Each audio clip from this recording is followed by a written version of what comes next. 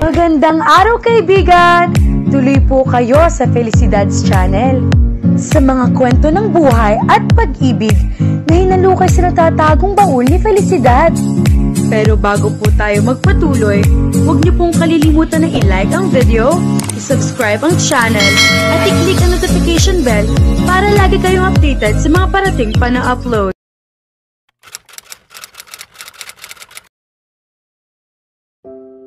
Ang hagik-gik ni Istoy ang nakapagpagising kay Serena. Napangiti siya pagkakita sa mukha ng kanyang anak. Jessica ang pangalan ng kanyang anak pero Istoy ang palayo nito kahit babae ito. 9 na buwan ito nang magsalita ito Istoy. Hindi niya alam kung ano ang ibig sabihin noon pero maya't maya ay iyon ang sinasabi nito hanggang ngayong 1.5 taon na ito. Istoy ang tawag nito sa kahit anong bagay na magustuhan nito. Kapag gusto nito ng dede, Istoy ang sasabihin nito. Gusto nito ng pagkain o kaya ay laruan, Istoy pa rin. Kaya iyon na ang naging palayaw nito. Iyon na rin ang itinawag dito ng kanyang mama at ng yaya nito, pati ng mga tauhan sa orchard. Kahawig ito ni Sal. Mukha itong Italyana. Matabang Italyana. Malaki ito para sa edad nito. Mukha na itong 2.5 taon kahit 1.5 taon pa lang ito. Mabilog ang mukha nito, matambok ang mga namumulang pisngi. Itim na itim ang alon-along buhok nito. Mahaba na agad iyon. Mana talaga ito sa ama nito dahil siya, 2 taong gulang na ay halos kalbo pa rin. 5 buwan ng kanyang pagdadalang tao nang magtungo siya sa Davao para tanggapin ang alok ni Miguel pagkatapos na masiguro na maayos na ang kalagayan ng kanyang mama. Isa pa, medyo naiilang siya dahil noong mga panahong iyon ay madalas na sa bahay nila na nagpapalipas ng gabi si Doc. Ngayon ay kasal na ang mga ito. Milyonarya na naman ang mama niya. Sa Davao nagpakasal ang mga ito doon mismo sa orchard. Simple lang ang kasal pero bonggang-bongga ang gown ng mama niya. Kung ano ang nakita nitong gown sa magazine, ang siyang ipinatahin nito para sa sarili. Natagpuan na raw nito ang totoong ikalawang Gloria. Inalok siya nito ng puhunan para sa isang negosyo. 5 buwan pa lang si Istoy ng mga panahong iyon. Tinanggihan niya iyon. Wala siyang lakas at interes para doon, bukod pa sa ayaw muna niyang magtungo sa Maynila. Nitong huli ay nasanay na siya ng husto sa orchard. Pero syempre, naiisip din niya ang kalagayan ng kanyang anak. Kailangan niyang makaipon. Ngayon pa nga lang, kahit malaki ang sinusweldo niya at may allowance pa siyang nakukuha mula sa kanyang mama, medyo nahihirapan pa rin siya sa mga gastusin niya sa kanyang anak. Kahit noong una ay ayaw niya, pinag-iisipan na rin niya ang pagnenegosyo. Pero gusto niyang siguruhin na kapag pinasok niya iyon, alam na niya ang kanyang gagawin at ang mga pasikot-sikot sa papasukin niyang negosyo. Hindi niya gustong maulit na naman ang nangyari noon na nalugi ang negosyo niya. Malaki ang pagpapasalamat niya sa pagdating ni Istoy sa buhay niya. Gumagaan kahit paano ang bigat sa dibdib niya dulot ng nangyari sa kanila ni Sal. Kaya ano pa man ang nangyari sa kanilang dalawa, salamat na rin dito dahil binigyan siya nito ng isang Istoy na talaga namang napakatalino. Iyon nga lang, bulol at hindi maipaliwanag ang kahulugan ng Istoy. Kung si Nino Mulak daw ay matatas na magsalita sa edad na 9 na buwan, lamang lang ito ng 7 buwan sa anak niya. Magandang umaga, baby. Good morning. Bakit ka natatawa, ha? Kiniliti niya ito. Tili ito ng tili, tawa ng tawa. Mommy Stoppy. Pinagdudugtong nito ang 2 salita at karaniwang hindi nito nababanggit ang huling letra ng huling salita na nabanggit nito. Anong stoppy? Patuloy niya itong kiniliti. Mommy is toy. Gutom ka na? Dede. Natatawang iginawa na niya ito ng dede. Napakalakas nitong maggatas. Minsan, kahit naglalaro ito ay dala nito ang dede nito, dumedede at walang pakialam sa mundo. Pagkatapos nitong maubos ang laman ng bote, bumaba na sila. Binati nito ang yaya nito. Palangiti ang kanyang anak. Morning, yaya. Morning, Istoy. Istoy ka na, baby. Tumango ito. Binigyan ito ng pagkain ng kawaksi. Ang paboritong agahan nito ay pancake. Naubos nito ang 2 maliit na pancakes. Hinimas nito ang tiyan nang matapos kumain, saka naghikab. Natawa siya. Trabahong tamad ang anak niya. Ma'am, tumawag po si Sir Miguel. Parating daw po siya rito. Papa Mig. Nanlalaki ang mga matang sabi ni Istoy. Oo, baby, Papa Mig. Parang nabuhay ang dugo nito. Paborito nitong tao sa mundo si Miguel. Lagi nang napakaraming pasalubong nito sa inaanak nito tuwing pupunta ito sa orchard.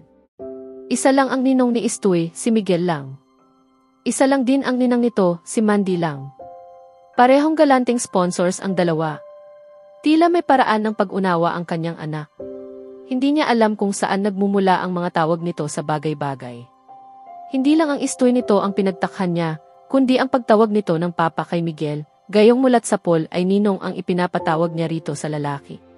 Hindi niya alam kung nahahalata na ni Miguel ang pagkakahawig ng kanyang anak kay Sal.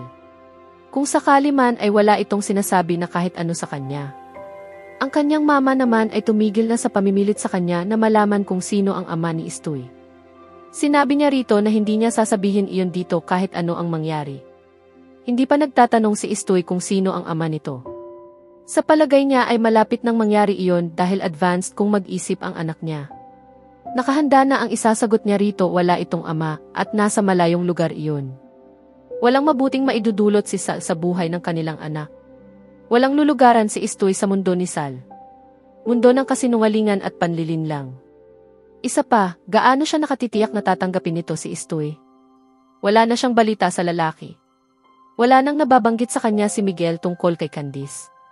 Ibinenta na rito ni Candice ang share nito sa orchard noon pa. Hindi siya nagbabasa ng mga magazine o society columns. Para iyon sa ikatatahimik ng isip niya. Magdadala ba si Papa Migs ng mga coloring books para sa akin? Mahilig sa coloring books si Istoy. Malapit na itong hindi lumagpas sa guhit. Sa pagkatanda niya sa kwento ng kanyang ina, nagka-interes siya sa coloring books sa edad na 3 taon. Mas ahead sa kanya ang anak niya. Sa palagay niya ay pang Harvard ito. Sana nga. Yehey, yehey. Pumunta ka na kay Yaya. Magtatrabaho na si Mommy. Hinagkan niya ito at nagtuloy na sa kanyang opisina. Bandang 12:00 ng tanghali ay tapos na ang kanyang paperworks. Eksaktong pagdating ni Miguel. Binata pa rin ito at balita niya ay walang nililigawan. Madalas din ito sa orchard, minsan kada 1 buwan ay dumadalaw ito roon. May pasalubong nga itong coloring books sa kanyang anak. Agad nitong kinarga ang bata. Ang bilis lumaki ng isang ito, puna nito sa anak niya. Ang lakas kasing dumede. Pinasama ni Miguel ang anak niya sa yaya nito, saka siya hinarap. May sasabihin ako sa'yo.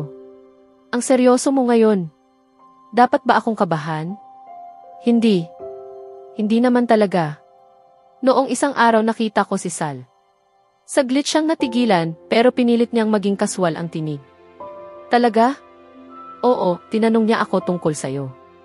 Minsan may mga salitang hindi kailangan at nauwi sa mainit na argumento. Sa huli, sinuntok ko siya. Nabigla siya sa sinabi nito. Wala sa karakter nito ang gagawa ng ganoon. Ano ang nangyari? Sira ulo siya. Gusto niyang magkita uli kami. May isip mo iyon? Pero alam mo pang mas nakakabaliw. Gusto kong pumunta. Pero tumawag si Candice sa akin. Sabi niya, wag na lang daw ako pumunta. Tinanong niya tungkol sa'yo. Sinabi niya, nasaan ang singsing, Miguel? Pero pagkatapos, bakit kailangang magsuot ng singsing kung may harem ka na, di ba? Hindi maganda sa pandinig niya ang sinabi. Nakainom siya eh. Hindi ko pinatulan. Pero sinabi niya na itinago raw kita rito, tapos hindi kita pinakasalan. Akala niya magkasama pa tayo. At sa tingin ko ama ng anak mo siya. Hindi, tiningnan ko siya at napansin ko ang mga pagkakahawig. Mukhang kahawig siya ni Istoy. Ang tanga ko dahil hindi ko agad naisip iyon. Nang madaon sa akin, galit na galit ako sa kanya. Siya pa ang may ganang mag-akusa sa akin. I mean, inakala kong ang laki ng ginawa niya sa iyo ni hindi kita sinabihan tungkol kay Istoy. Bingo! Mukhang wala na siyang lusot. Ako, huminga siya ng malalim. Pasensya na, Miguel. Tama ako, di ba? Walang dahilan para tumanggi siya. Oo. Anak ng. Nakilala ko siya bago pa tayo magkita rito. Gusto ko lang linawin yon. Magkasama kami minsan. Pero nagpa siya akong huwag sabihin sa kanya. Ikakasal na siya kay Candice. Kawawa lang ang anak ko. Gusto ko lang malaman mo. Tumango siya. Ibang klase talaga si Sal. Ano kaya ang naiisip nito ngayon? Hindi na siguro mahalaga iyon ngayon. Wala nang lulugaran ang lalaki sa buhay nilang mag-ina. Lumapit uli si Estoy sa kanila ni Miguel. Natapos na nitong kulayan ang isang pahina ng libro. Mas maayos ang pagkakakulay nito ngayon kumpara noong nakaraan. Kapansin-pansin din na maayos ang color selection nito, green para sa dahon ng puno, brown para sa katawan yon. Kinandong niya ang kanyang anak. Tumingin siya kay Miguel. Karapat-dapat si Estoy sa pinakamagandang buhay na maibibigay niya. Kabilang sa kaya kong ibigay ay ang kapayapaan ng isip. Naiintindihan mo na ba ngayon, Miguel? Tumango ito, pinisil ang kamay niya. Maliit ang pwesto ni Serena sa mall para sa isang toy store, pero dahil nagsisimula pa lang siya ay sapat na iyon. Itinuloy niya ang plano niyang pagnenegosyo. Kahit mas gusto niya sa Davao, alam niyang mananatili siyang empleyado roon. Kahit galanting amo si Miguel, darating ang panahon na kakailanganin niya ng mas malaking pagkakakitaan para sa kanyang anak. Mabilis lumipas ang panahon. Alam niyang hindi magtatagal ay mag-aaral na si Estoy. Ayaw niyang umasa ng umasa sa kanyang mama. Kaya ipinagpatayo niya ng toy store ang ipinahiram nitong puhunan sa kanya. Ang pangalan niyon ay Estoy Speaks. Malapit sa puso niya iyon. Lahat ng mahal ng anak niya, mahal din niya. Mas maraming pambabaeng laruan doon kumpara sa ibang toy stores. Piling-pili ang mga nakadisplay na laruan doon. May nakalabas na sampol ang bawat item. Pwedeng paglaruan iyon ng mga bata. Maraming nakasuporta sa kanya sa negosyong iyon ang mama niya, ang asawa nito, pati si Miguel at Mandy, maging ang asawa ni Mandy na may kilalang toy manufacturer sa China. Ang numero unong cheer niya ay si Estoy syempre. Parati niya itong kasama sa toy store. Kabubukas pa lang ng Estoy Speaks ay na-feature na iyon sa isang babasahin, courtesy ni Miguel na may kilalang kolumnista. Bukod sa laruan ay may tinda rin siyang piling mga libro na mabili sa mga bata. Maganda ang pagtangkilik ng mga tao sa tindahan niya. Umaasa siyang mas mapapansin ang tindahan niya kumpara sa malalaking toy stores. Nang umagang iyon ay nauna siya kina Estoy sa toy store. Mamayang gabi pa dadalhin ng yaya ni Toron ang anak niya dahil hiniram ito ng kanyang mama. Masigla siya. Weekend at sweldo. Tiyak na maya-maya lang ay puno na ang Estoy store. Ganoon nga ang nangyari. Bago mag-alas 7 ay nakatanggap siya ng tawag mula sa kanyang ina. Siya na lang daw ang sumundo kay Estoy mamaya dahil nag-i-enjoy pa ang bata sa swimming pool ng mag-asawa. Alas 9 na ng gabi ay may customer pa rin siya. Nang lumabas iyon ay nagpaalam na ang tindera niya. Kanina pa ito nagsabi na uwi na dahil masama raw ang pakiramdam. Ibinaba na niya ng kaunti ang roll-up door, nang sa gayon ay wala nang pumasok na customer. Magkukwenta pa siya at mag-imbentaryo. Mula sa peripheral vision niya, may nakita siyang nakatayong tao sa harap ng stall. Sarado na kami. Hindi na niya naituloy ang sasabihin dahil pag-angat niya ng mukha ay nakita niyang si Sal iyon. Kumabog ang dibdib niya. Para siyang nag-aalala na hindi niya maunawaan. Hindi ito nagsalita, nanatili lang nakatingin sa kanya. Diyos ko, ang ganda pa rin niya. Bagaman mukha itong pagod ay hindi nagawang pingasan yon ang natural na gandang lalaki nito. Pero ano ang ginagawa nito roon? Kung nabasa man nito ang artikulo tungkol sa Estoy, bakit kailangan pa nitong pumunta roon? Imposibleng naghahanap ito ng laruan o baka nga may anak na ito. Sarado na kami.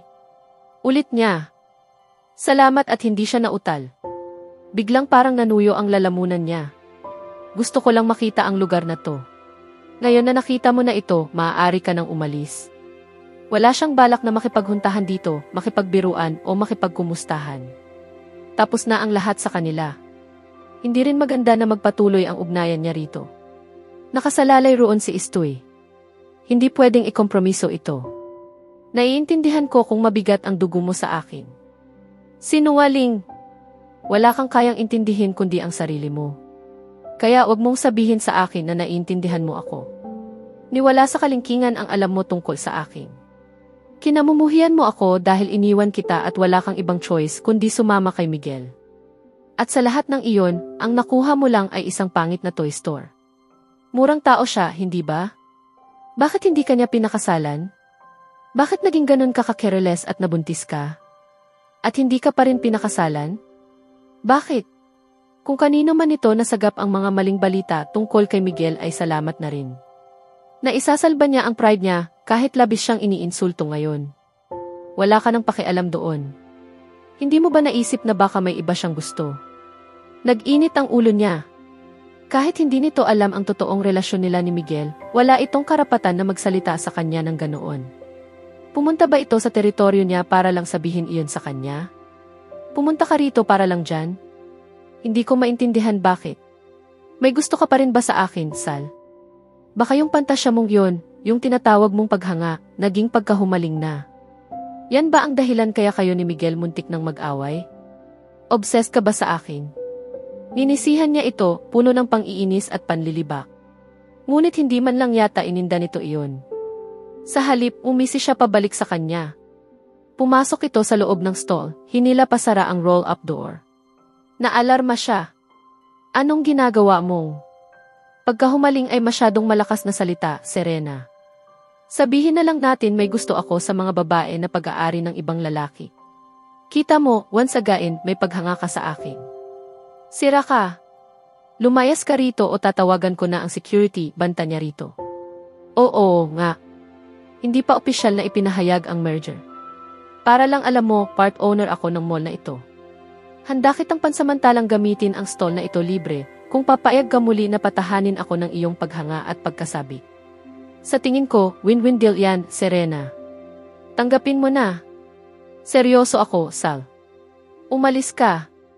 Sa halip na sundin siya, hinapit nito ang kanyang baywang at hinagkan ang kanyang mga labi. Marahil nadala na siya kung hindi lang niya naalala ang lahat ng ginawa nito at hindi muling sumugat sa puso niya ang mga salitang kasasabi pa lang nito. Marahas na itinulak niya ito palayo. Umalis ka rito. Ngayon na. Singhal niya, hinahapo sa labis na galit. Sa loob ng ilang sandali ay nanatili lang itong nakatingin sa kanyang mukha hanggang sa tumaas ang isang sulok ng mga labi nito. Gagawin ko triple ang binibibigay ni Miguel. Pag-isipan mo. Bakit ka magtitiis sa ganito lang kung pwedeng nasa bahay ka lang at nagpapasarap? Alam mo ang kaya kong gawin, Serena. Makikinabang kayo nito. Ikaw at ang anak mo siguradong mapapabuti ang kalagayan. Umigkas ang kamay niya patungo sa pisngi nito nang banggitin nito ang kanyang anak. Tama ito. Ang anak mo. Kanya lang ang anak niya. Hindi kailanman nito malalaman ang tungkol kay Istoy, lalong hindi siya papayag na makuha nito ang anak niya. Huwag mong banggitin ang anak ko kailanman, Sal. Sinalubong niya ang mainit nitong tingin. Maya-maya ay tumalikod ito, binuksan ang pinto at umalis na. Parang robot na otomatiko siyang kumilos. Nagligpit at nagsara na siya. Pagsakay sa kanyang kotse ay saka lang siya napaiyak, nanginginig sa matinding galit. Paano niya nagawang mahalin ang lalaking iyon? At bakit sa kabila ng galit niya pagkakita rito, binaha siya ng matinding pangulila para dito? Hindi niya matanggap na ganoon kahina ang puso niya pagdating dito.